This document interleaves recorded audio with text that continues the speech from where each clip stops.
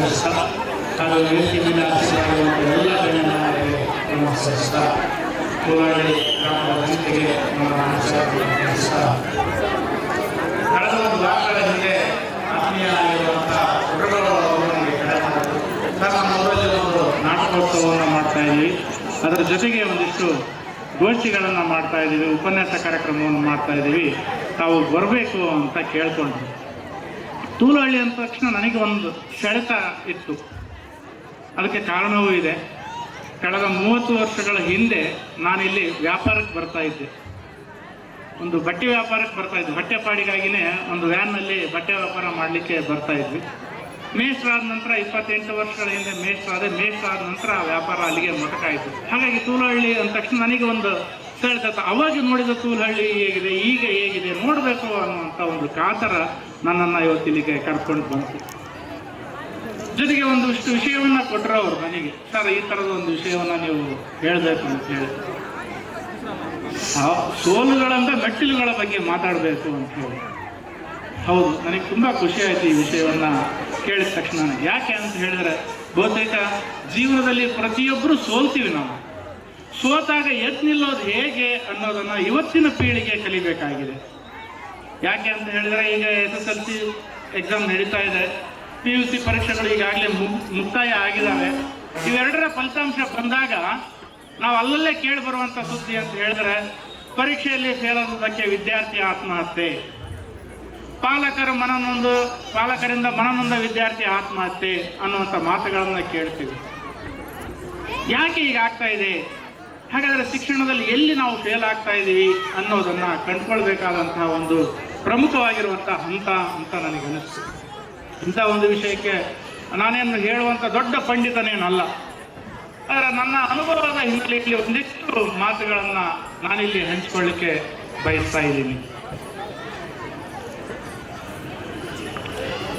ಒಂದು ಸಣ್ಣ ಕಥೆಯೊಂದಿಗೆ ಪ್ರಾರಂಭ ಮಾಡ್ತೀನಿ. ನಮಗೆಲ್ಲರಿಗೂ ಸೋಲು ಅಂತ ಹೇಳಿದ್ರೆ ಯಾರಿಗೂ ಇಷ್ಟ ಇರಲ್ಲ. ಬಹಳಷ್ಟು ವಿದ್ಯಾರ್ಥಿಗಳು ಪ್ರಾಥಮಿಕ ಶಾಲೆಯಿಂದಲೇ ವಿಮುಖರಾಗ್ತಾ ಇರ್ತಕ್ಕಂಥದ್ದನ್ನು ನಾವು ಇವತ್ತಿಗೂ ಸಹ ನಮ್ಮ ಹಳ್ಳಿಗಳಲ್ಲಿ ಕಾಣ್ತೀವಿ. ಎಷ್ಟೋ ಜನ ವಿದ್ಯಾರ್ಥಿಗಳು ಶಾಲೆಯ ಮುಖವನ್ನೇ ನೋಡದೇ ಇರುವಂಥ ವಿದ್ಯಾರ್ಥಿಗಳು ಇದ್ದಾರೆ. ಹೀಗೆ ಒಬ್ಬ ವಿದ್ಯಾರ್ಥಿ ಪ್ರಾಥಮಿಕ ಹಂತದ ಶಾಲೆಗೆ ಸೇರಿದ, 2 ಅಥವಾ 3ನೇ ತರಗತಿಗೆ ಸೇರಿದ ನಂತರ ಅವನಿಗೆ ಮನೆಯಲ್ಲಿ ಅನಿವಾರ್ಯ ಕೆಲಸಕ್ಕೆ ಹೋಗಲೇಬೇಕಾಯಿತು, ದುಡಿಮೆ ಅನಿವಾರ್ಯ ಆಗಿತ್ತು. 6-7 ವರ್ಷಕ್ಕೆ ತನ್ನ ತಂದೆಯನ್ನು ಕಳ್ಕೊಳ್ತಾನೆ. ತಾಯಿ ಒಬ್ಬಳೇ ಅವನನ್ನು ಸಾಕ್ತಾಳೆ. ತಾಯಿಯ ಆಣತೆಯಂತೆ ಶಾಲೆಗೆ ಹೋಗಬೇಕು ಮತ್ತು ದುಡಿಬೇಕು, 2 ಅನಿವಾರ್ಯಗಳು, 2 ದಾರಿಗಳು ಆ ವಿದ್ಯಾರ್ಥಿಗೆ ಇರ್ತವೆ. ಅನಿವಾರ್ಯವಾಗಿ ಆ ವಿದ್ಯಾರ್ಥಿ ಶಾಲೆಯನ್ನು ಬಿಡ್ತಾನೆ, ದುಡಿಮೆಯ ದಾರಿಯನ್ನು ನೋಡ್ಕೊಳ್ತಾನೆ. ಅವನಿಗೊಂದಿಷ್ಟು ಸಣ್ಣ ಜಮೀನು ಇರ್ತದೆ, ಆ ಜಮೀನಿನಲ್ಲಿ ಕೆಲಸವನ್ನು ಮಾಡುವಂತಹದ್ದಕ್ಕೆ ಅಣಿಯಾಗ್ತಾನೆ ಅನಿವಾರ್ಯವಾಗಿ. ಹಾಗೆ ಅಣಿಯಾದಂಥ ವಿದ್ಯಾರ್ಥಿ 9-10 ವರ್ಷಗಳಾಗ್ತದೆ. ಆ ಸಂದರ್ಭದಲ್ಲಿ ಅವ್ರ ಮನೆಗೆ ಒಬ್ಬರು ಅತಿಥಿಗಳು ಬರ್ತಾರೆ. ಆ ಅತಿಥಿಗಳು ಕೈಯಲ್ಲಿ ಒಂದು ವಾಚನ್ನು ನೋಡ್ತಾನೆ ಆ ವಿದ್ಯಾರ್ಥಿ. ಅವನಿಗೆ ತುಂಬ ಇಂಟ್ರೆಸ್ಟಿಂಗ್ ಅನಿಸುತ್ತೆ. ನಾನು ಇಂಥದ್ದೊಂದು ವಾಚನ್ನು ಕಟ್ಟಬೇಕಲ್ಲ ಅಂತ ಆಸೆ ಆಗ್ತದೆ. ಅವ್ರನ್ನ ಕೇಳ್ಕೊಳ್ತಾನೆ, ಪ್ಲೀಸ್ ನನಗೆ ಒಂದು ಗಂಟೆಗಳ ಕಾಲ ನೀವು ವಾಚನ್ನು ಕೊಡ್ತೀರಾ, ನಾನು ಕಟ್ಕೊಳ್ತೀನಿ ಅದನ್ನು ಅಂತ ಕೇಳ್ತಾರೆ ಆ ವಿದ್ಯಾರ್ಥಿ. ಆಯಿತು ಅಂತ ಹೇಳಿ ಅವ್ರು ಕೊಡ್ತಾರೆ. ಆ ವಾಚನ್ನು ತೆಗೆದುಕೊಂಡ ವಿದ್ಯಾರ್ಥಿ ಕೈಯಲ್ಲಿ ಕಟ್ಕೊಂಡು ಪೀಕ್ತಾನೆ. ಅವ್ರದ್ದೊಂದು ಹಿತ್ತಲು ಮನೆ ಇರ್ತದೆ, ಆ ಹಿತ್ತಲು ಮನೆಗೆ ಆ ವಾಚನ್ನು ತೆಗೆದುಕೊಂಡು ಹೋಗ್ತಾನೆ. ತೆಗೆದುಕೊಂಡು ಹೋಗಿ ಆ ವಾಚನ್ನು ಬಿಚ್ತಾನೆ. ಅವನು ಬಿಚ್ಚಿ ಆ ವಾಚನಲ್ಲಿರುವಂತಹ ಬಿಡಿ ಭಾಗಗಳೆಲ್ಲವನ್ನು ಕಾಗದದಲ್ಲಿ ಗುರುತು ಹಾಕ್ಕೊಳ್ತಾನೆ, ಟ್ರೇಸ್ ಮಾಡ್ಕೊಂಡು ನಂತರ ಮತ್ತೆ ಯಥಾ ಪ್ರಕಾರವಾಗಿ ಆ ವಾಚ್ ಹೇಗಿತ್ತೋ ಹಾಗೆಲ್ಲ ಜೋಡಿಸಿ ಮತ್ತೆ ಆ ವಾಚನ್ನು ಅವ್ರಿಗೆ ವಾಪಸ್ ಕೊಟ್ಬಿಡ್ತಾನೆ. 1-2 ದಿನಗಳ ನಂತರ ಆ ವಾಚನ್ನು ಟ್ರೇಸ್ ಮಾಡಿಕೊಡಿರ್ತಕ್ಕಂಥ ಭಾಗಗಳನ್ನು ಇಟ್ಕೊಂಡು ರಟ್ಟಿನಿಂದ ಅವನ್ನೆಲ್ಲ ಕಟ್ ಮಾಡ್ಕೊಳ್ತಾನೆ. ಟ್ರೇಸ್ ಮಾಡಿರ್ತಕ್ಕಂಥ ಭಾಗಗಳನ್ನು ರಟ್ಟಿನಲ್ಲಿ ಕಟ್ ಮಾಡ್ಕೊಂಡು ಅವನು ಆ ರಟ್ಟಿನಿಂದ ವಾಚನ್ನು ತಯಾರಿಸ್ತಾನೆ. ಮುಂದೆ ಅವನಿಗೆ ವಿಜ್ಞಾನದಲ್ಲಿ ಆಸಕ್ತಿ ಬೆಳೀತಾ ಹೋಗುತ್ತೆ. ಜಗತ್ತನ್ನು ನೋಡ್ತಾನೆ. ರಾತ್ರಿ ವೇಳೆ ನೀರು ಕಟ್ಟುವಂಥ ಸಂದರ್ಭದಲ್ಲಿ ಆಗಸವನ್ನು ನೋಡ್ತಾನೆ. ಆಗಸದಲ್ಲಿ ಹೊಳೆಯುವಂಥ ನಕ್ಷತ್ರಗಳು ಇರ್ತದೆ. ಅವುಗಳನ್ನೆಲ್ಲ ನೋಡ್ತಾ ಈ ಆಗಸಕ್ಕೂ ಆ ನಕ್ಷತ್ರಕ್ಕೂ ಇಲ್ಲಿಗೂ ಅಲ್ಲಿಗೆ ಇರುವಂಥ ಅಂತರ ಎಷ್ಟಿದೆ ಅಂತ ತಿಳಿದುವಂಥ ಪ್ರಯತ್ನವನ್ನು ಮಾಡ್ತಾ ಹೋಗ್ತಾನೆ. ಹಾಗೆ ತಿಳಿಯುವಂಥ ಪ್ರಯತ್ನವನ್ನು ಮಾಡ್ತಾ ಅವನು ಎಕ್ಸ್ಟರ್ನಲ್ SSLC PUC ಡಿಗ್ರಿಯನ್ನು ಮಾಡ್ತಾನೆ. ನಂತರ ಅವನು ಮುಂದೊಂದು ದಿನ ಇಡೀ ಅಮೇರಿಕದ ಭೂಮಿಯನ್ನು ಅಳೆಯುವಂಥ ಮೋಜಣಿದಾರ ಆಗ್ತಾನೆ. ನಂತರದಲ್ಲಿ ಅವನು ಜಗತ್ ಪ್ರಸಿದ್ಧ ವಿಜ್ಞಾನಿಯಾಗಿ ಪರಿವರ್ತನೆ ಆಗ್ತಾನೆ. ಅವನೇ ಬೆಂಜಮಿನ್ ಪೆನಕರ್ ಅನ್ನುವಂಥ ವಿಜ್ಞಾನಿ. ಅಂದರೆ ಒಂದು ಸಾಧನೆಯ ಹಿಂದೆ ಅನೇಕ ಸವಾಲುಗಳು ಇರ್ತದೆ, ಸೋಲುಗಳು ಇರ್ತದೆ ಅಂತಕ್ಕಂಥದ್ದನ್ನು ನಾವು ನೋಡ್ತೀವಿ. ಹಾಗೆ ಒಬ್ಬ ವಿದ್ಯಾರ್ಥಿ ಶಾಲೆಗೆ ಹೋಗಿರ್ತಾನೆ. ಶಾಲೆಗೆ ಹೋದಾಗ ಒಂದು ದಿವಸ ಹತ್ಕಂತ ಮನೆಗೆ ವಾಪಸ್ ಬರ್ತಾನೆ. ವಾಪಸ್ ಬಂದಾಗ ತಾಯಿ ಕೇಳ್ತಾಳೆ, ಯಾಕಪ್ಪ ಹತ್ಕಂತ ಬರ್ತಾ ಇದೆಯಲ್ಲ ಅಂತ ಕೇಳ್ತಾಳೆ.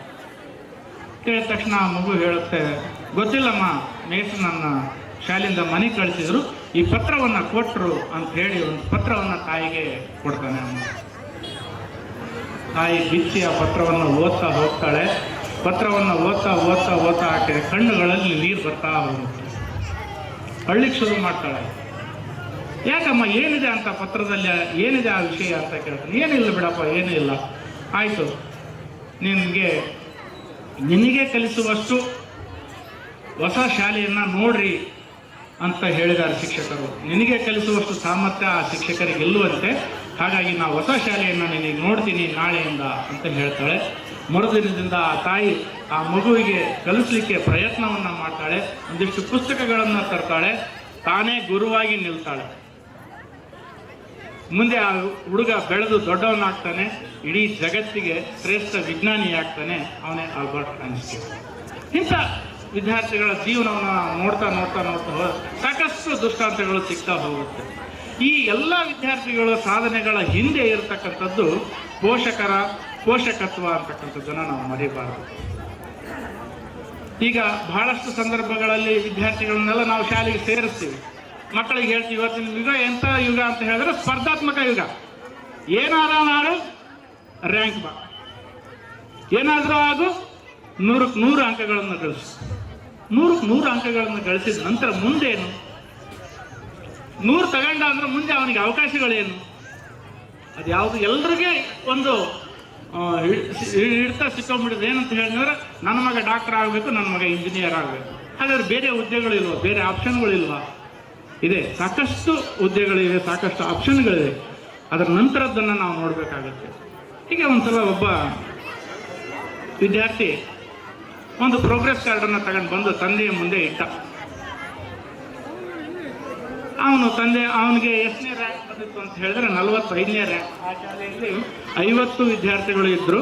ಆ 50 ವಿದ್ಯಾರ್ಥಿಗಳಲ್ಲಿ ಅವನಿಗೆ 45ನೇ ಸ್ಥಾನ ಇತ್ತು. ನೋಡ್ದ, ತಂದೆ ಕೇಳ್ದ, ಎಷ್ಟು ಬಂದಿದ್ದಾವಪ್ಪ ಮಾರ್ಕ್ಸ್, ಎಷ್ಟನೇ ರ್ಯಾಂಕ್ ನಿಂದು ಅಂತ ಕೇಳ್ದ. ಆ ಮಗು ಪಾಪ ಅಳುತ್ತಾ ಅಂಜುತ್ತಾ ಹೇಳ್ತು, ಅಪ್ಪ ನಾನು 45ನೇ ಸ್ಥಾನದಲ್ಲಿದ್ದೀನಿ. ಆ ತಂದೆ ಆ ಮಗುವನ್ನು ಬೈಲಿಲ್ಲ, ಖುಷಿಯಿಂದ ಬಿಗಿದು ಹತ್ಕೊಂಡ್ರು.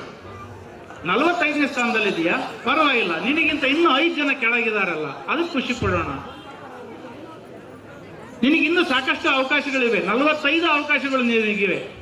1ನೇ ರ್ಯಾಂಕ್ ತೆಗೆದುಕೊಂಡಿರ್ತಕ್ಕಂಥ 1ನೇ ಸ್ಥಾನದಲ್ಲಿರ್ತಕ್ಕಂಥ ವಿದ್ಯಾರ್ಥಿಗೆ ಯಾವುದೇ ಅವಕಾಶನೇ ಇಲ್ಲ ಅವನಿಗೆ. ಓಕೆ, ನೀನು ಈ ವರ್ಷ 45ನೇ ಸ್ಥಾನದಲ್ಲಿದೆಯಾ, ಮುಂದಿನ ವರ್ಷ ಬದಲಾಗ್ಬೋದು ಅಂತ ಹೇಳ್ದ.